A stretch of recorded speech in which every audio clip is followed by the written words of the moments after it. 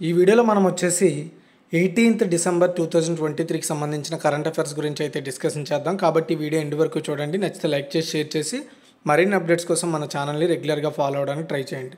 So మన first question చూసుకుంటే, సమర్ క్షిపణి వ్యవస్థను ఏ దేశ వాయు రక్షణ దళం విజయవంతంగా ప్రయోగించింది? సమర్ అండి దాని పేరు, సమర్. ఆన్సర్ వచ్చేసి మన ఇండియా. ఓకే, చూడండి, రక్షణ రంగాన్ని ఇంకొంచెం డెవలప్ చేయడం కోసం భారత వైమానిక దళం అంటే మనము ఐఏఎఫ్ అంటాం, ఇండియన్ ఎయిర్ ఫోర్సు, ఇంకొక ముందడుగేసింది. గగనతల రక్షణ కోసం అంటే గగనం అంటే ఆకాశంలో రక్షణ కోసం సమర్ క్షిపణి వ్యవస్థను తయారు చేసింది. దాన్ని సక్సెస్ఫుల్గా టెస్ట్ చేసిందనమాట. రష్యాకు చెందిన పాత ఎయిర్ టు ఎయిర్ క్షిపణి వ్యవస్థలా ఇది పనిచేస్తుంది అనమాట. ఉపరితలం నుంచి గగనతలం అంటే కింద నుండి పైకి ఏవైతే టార్గెట్స్ ఉంటాయో వాటిని ఛేదించడం కోసం ఇది వాడతారు. ఇటీవల బాపట్లలోని సూర్యలంక ఎయిర్ ఫోర్స్ స్టేషన్లో నిర్వహించిన అష్టశక్తి 2023 విన్యాసాల్లో భాగంగా దీన్ని టెస్ట్ చేశారండి. సమర్ అంటే surface to air missile for assured retaliation అనేది దీని పూర్తి పేరు. ఓకే, తర్వాత సెకండ్ వన్, సాంకేతిక అభివృద్ధి వినూత్న పరిష్కారాల కోసం భారత నావికాదళం ఏఐఐటితో అవగాహన ఒప్పందం కుదుర్చుకుంది. నావికాదళం అంటే నేవీ. ఓకే, ఆన్సర్ వచ్చేసి ఐఐటి కాన్పూర్ అండి. Indian institute of technology Kanpur naval head క్వార్టర్స్లో భారత నావికాదళంతో ఒక ఒప్పందం కుదుర్చుకుందండి. ఏంటి ఆ ఒప్పందం అంటే, ఈ ఒక్క పాయింట్ గుర్తుపెట్టుకుంటే చాలు మీరు. సాంకేతిక అభివృద్ధి వినూత్న పరిష్కారాలు ఉమ్మడిగా అంటే కలిసి రీసెర్చ్ డెవలప్మెంట్ చేయడమే ఈ ఒప్పందం మెయిన్ ఉద్దేశం అనమాట. ఈ ఒప్పందం ద్వారా వీళ్ళ యొక్క సామర్థ్య నిర్మాణాన్ని పెంచుకుంటారు. సో గ్రౌండ్ లెవెల్లో ఇష్యూస్ ఉంటే వాటిని సాల్వ్ చేసుకుంటారు. అండ్ ఏవైనా ఉపన్యాసాలు కానీ అధ్యాపకులు కానీ శిక్షణా ప్రభావాన్ని పెంచుతారనమాట నేవీలో. తర్వాత తోడని భారతదేశానికి ఇజ్రాయెల్ కొత్త రాయబారిగా ఎవరు నియమితులయ్యారు? ఓకేనా, చాలా ఇంపార్టెంట్. ఆన్సర్ వచ్చేసి రువెన్ అజార్ అండి. భారతదేశానికి ఇజ్రాయెల్ తరపున భారతదేశంలో ఇజ్రాయెల్ తరపున రాయబారిగా వెటరన్ అంటే ప్రముఖ దౌత్యవేత్త రువెన్ అజార్ నియామకానికి ఇజ్రాయెల్ గవర్నమెంట్ అప్రూవల్ తెలిపింది. ఆయనకి 56 సంవత్సరాలు. శ్రీలంక, భూటాన్లో కూడా ఆయనే ప్రవాస రాయబారిగా పనిచేస్తారనమాట. అండ్ 2021 నుండి ఇండియాలో ఇజ్రాయెల్ రాయబారిగా ఉన్న నౌర్ గిలోన్ స్థానంలో అజార్ అపాయింట్ అయ్యారు. అజార్ అంతకుముందు విదేశాంగ మంత్రిత్వ శాఖలో ఇజ్రాయెల్, యుఎస్, చైనా అంతర్గత టాస్క్ ఫోర్స్ హెడ్గా కూడా పనిచేసిన అనుభవం ఆయనకు ఉందండి. అంత ప్రముఖ వ్యక్తిని మన ఇండియాలో ఇజ్రాయెల్ తరపున రాయబారిగా నియమించిందంటే మీరు చాలా ఇంపార్టెంట్గా నోటెడ్ చేసుకోవాలి. తర్వాత ఫోర్త్ వన్, ప్రపంచంలోనే అతిపెద్ద ధ్యాన కేంద్రమైన స్వర్వేద మహామందిర్ ఎక్కడ ప్రారంభించబడింది, లేదా ఏ నగరంలో ప్రారంభించబడింది, ఏ పట్టణంలో ప్రారంభించబడింది అని అడగొచ్చు. సో ఆన్సర్ వచ్చేసి వారణాసి. ఓకే, సో యాక్చువల్గా 2 days విజిటింగ్లో ఉన్నారనమాట వారణాసిలో ప్రధాని నరేంద్ర మోదీ. ఆయన ప్రపంచంలోనే పెద్ద ధ్యాన మందిరం అంటే మెడిటేషన్ సెంటర్ వరల్డ్లోనే, దాని పేరు స్వర్వేద మహామందిరం అనమాట. ఓకే, దీన్ని ఈరోజు మోదీ గారు ప్రారంభించారు. అండ్ యాక్చువల్గా మోదీ గారి నియోజకవర్గమే వారణాసి. ఓకే, ఈ కార్యక్రమంలో ప్రధానితో కలిసి ఉత్తరప్రదేశ్ ముఖ్యమంత్రి యోగి ఆదిత్యనాథ్ కూడా పార్టిసిపేట్ చేశారు. వారణాసికి ధ్యాన మందిరం 12 కిలోమీటర్ల దూరంలో 3 లక్షల చదరపు అడుగుల విస్తీర్ణంలో నిర్మించారు. ఇందులో 125 తామర పువ్వు రేకులు గోపురాలుగా ఉంటాయన్నమాట. సో ఆ వీడియో మీకు ఇప్పుడు చూపిస్తాను, ఆ ఫొటోస్ కూడా. ఈ మందిరంలో మొత్తం 20,000 మంది ఎట్ ఎ టైం కూర్చోవచ్చు. ఆ ఆలయంలో వేసిన మకరానా పాలరాతిపై మొత్తం 3,137 స్వర్వ శ్లోకాలు చెక్కారు. ఈ మందిర ప్రాంగణంలో ఔషధ మూలికలతో కూడిన అద్భుతమైన తోట కూడా ఉంది. అండ్ ఇందులో మొత్తం 101 ఫౌంటైన్లు ఏర్పాటు చేశారు. యాక్చువల్గా దీని కన్స్ట్రక్షన్ 2004లో స్టార్ట్ అయింది. ఇందులో 15 మంది ఇంజనీర్లు, 600 మంది కార్మికులు పాల్గొన్నారు.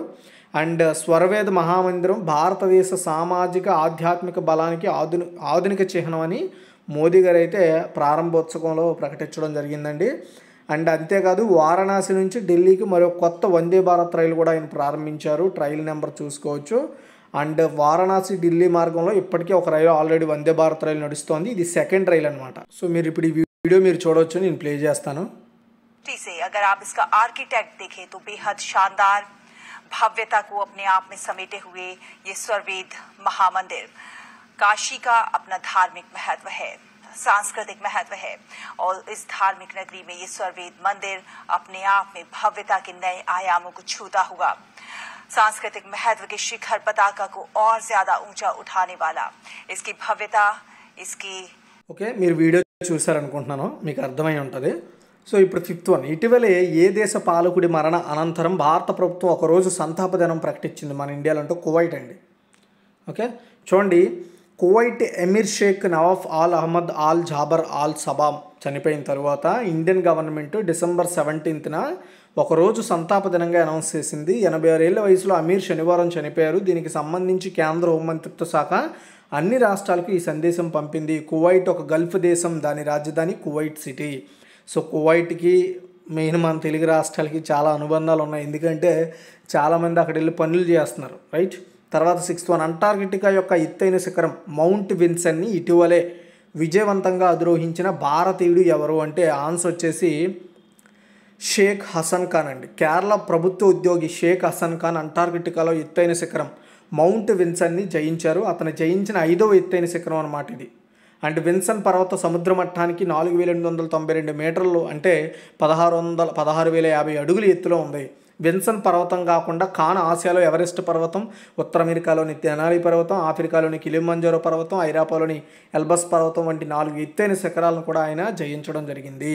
తర్వాత 7th one, Vijay Hazare trophy 2023 టైటిల్ను ఏ జట్టు గెలుచుకుంది? ఆన్సర్ వచ్చేసి హర్యానా అండి. ఓకే, చూడండి, రాజ్కోట్లోని సౌరాష్ట్ర క్రికెట్ అసోసియేషన్ స్టేడియంలో జరిగిన ఫైనల్ మ్యాచ్లో హర్యానా 30 పరుగులు తేడాతో రాజస్థాన్ను ఓడించి విజయ్ హజారే ట్రోఫీ 2023 టైటిల్ని గెలుచుకుంది. విజయ్ హజారే ట్రోఫీని తొలిసారి గెలుచుకోవడంలో హర్యానా జట్టు విజయం సాధించింది. ఫైనల్ మ్యాచ్లో హర్యానాకు చెందిన Sumit Kumar player of the మ్యాచ్గా ఎంపికయ్యాడు. టోర్నమెంట్ నవంబర్ 12న స్టార్ట్ అయింది. డిసెంబర్ 15తో మధ్య 6 వేరువేరు నగరాల్లో జరిగింది. టోర్నమెంట్లో 38 జట్లు ఆడాయి. 5 గ్రూపులుగా విభజించారు. టోర్నీలో అత్యధిక పరుగులు చండీగఢ్ జట్టుకు చెందిన అర్సలాల్ ఖాన్ 508 పరుగులు చేయగా, తమిళనాడు జట్టుకు చెందిన వరుణ్ చక్రవర్తి 19 అత్యధిక వికెట్లు పడగొట్టాడు అనమాట. Okay, and Vijay Hazare trophy గురించి చూసుకుంటే ఇది రంజీ వన్డే ట్రోఫీ అంటారు దీన్ని. ఈ టోర్నమెంట్ 2002-2003 సంవత్సరంలో పరిమిత ఓవర్ల టోర్నమెంట్గా స్టార్ట్ అయింది. 2007లో ప్రసిద్ధ భారతీయ క్రికెటర్ విజయ్ హజారే గౌరవార్థం దీనికి ఆ పేరు పెట్టారు. ఈ పోటీని భారత క్రికెట్ కంట్రోల్ బోర్డు అంటే BCCI కండక్ట్ చేస్తుంది. అత్యంతగా ఎక్కువగా ఈ టైటిల్ గెలుచుకున్న జట్టు తమిళనాడు 5 టైమ్స్ గెలుచుకుంది. అండ్ లాస్ట్ సీజన్ విజేత వచ్చేసి సౌరాష్ట్ర. నెక్స్ట్ 8 అండి, ఆల్ ఇండియా అమేచ్యూర్ గోల్ఫ్ ఛాంపియన్షిప్లను గెలుచుకున్న మొదటి నేపాల్ ఆటగాడు ఎవరు? అంటే Subhash Tamang. Indian golf union వాళ్ళు కండక్ట్ చేసిన ఆల్ ఇండియా అమేచ్యూర్ ఛాంపియన్షిప్ గెలుచుకున్న నేపాల్ నుండి సుభాష్ తమాంగ్ ఫస్ట్ గోల్ఫ్ క్రీడాకారుడు అయ్యాడనమాట. ఫస్ట్ నేపాల్ గోల్ఫ్ క్రీడాకారుడు. So all India amateur championship 2023ని గెలుచుకున్నాడు. రాయల్ కోల్కతా గోల్ఫ్ క్లబ్లో జరిగింది టోర్నీ. ఇది 122వ ఎడిషన్ అని చెప్పొచ్చు. 21 ఏళ్ల తమాంగ్ 9-7తో భారత్కి చెందిన రోహిత్ను ఓడించి గెలిచాడనమాట. అండ్ ఆల్ ఇండియా అమేచ్యూర్ ఛాంపియన్షిప్లు 1892 స్టార్ట్ అయ్యాయి. భారతదేశంలో పురాతన గోల్ఫ్ టోర్నమెంట్ అనమాట ఇది. 2 ప్రపంచ యుద్ధాల టైంలో ఛాంపియన్షిప్లు నిర్వహించబడలేదు. కోవిడ్ టైంలో 2020లో ఒకసారి రద్దు చేశారు.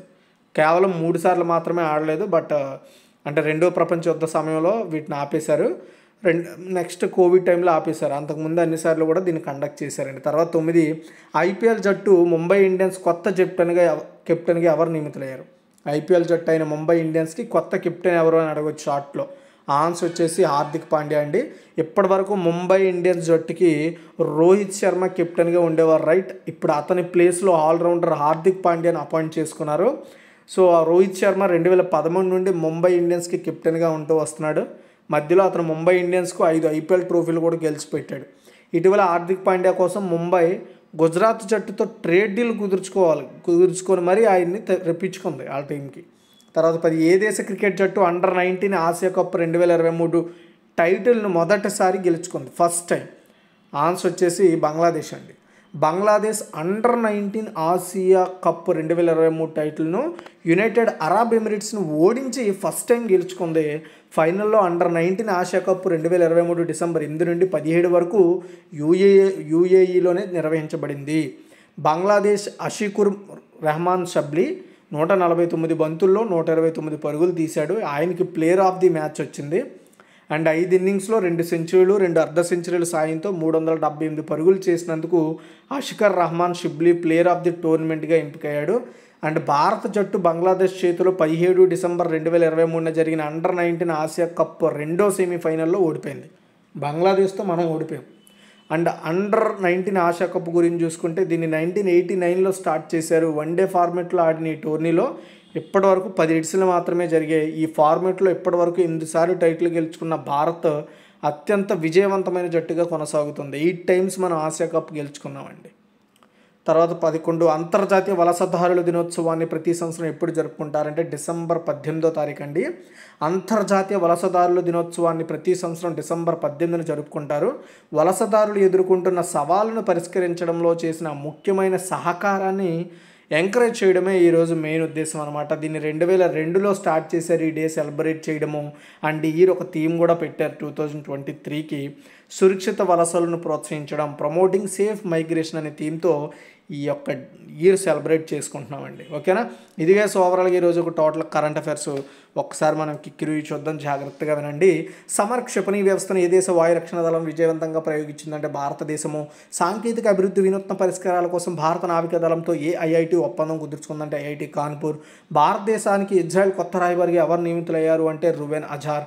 ప్రపంచంలోనే అతిపెద్ద ధ్యాన కేంద్రమైన సర్వేద మహామందిర్ ఎక్కడ ప్రారంభించబడిందంటే వారణాసి. ఇటీవల ఏ దేశ పాలకుడి మరణానంతరం భారత ప్రభుత్వం ఒకరోజు సంతాప దినం ప్రకటించింది అంటే కువైట్ అండి. అంటార్కిటికా యొక్క ఎత్తైన శిఖరం మౌంట్ విన్సన్ని ఇటీవలే విజయవంతంగా అధిరోహించిన భారతీయుడు ఎవరు అంటే షేక్ హసన్ ఖాన్. విజయ్ హజారే ట్రోఫీ 2023 టైటిల్ని ఏ జట్టు గెలుచుకుందంటే Haryana for the first time. And all India amateur golf ఛాంపియన్షిప్ని గెలుచుకున్న మొదటి నేపాల్ ఆటగాడు ఎవరంటే సుభాష్ తమాంగ్. ఐపీఎల్ జట్టు ముంబై ఇండియన్స్ కొత్త కెప్టెన్గా ఎవరు నియమితులయ్యారు అంటే హార్దిక్ పాండ్యా. ఏ దేశ క్రికెట్ జట్టు అండర్-19 ఆసియా కప్ 2023 టైటిల్ మొదటిసారి గెలుచుకుందంటే బంగ్లాదేశ్. అంతర్జాతీయ వలసదారుల దినోత్సవాన్ని ప్రతి సంవత్సరం ఎప్పుడు జరుపుకుంటామంటే డిసెంబర్ 18.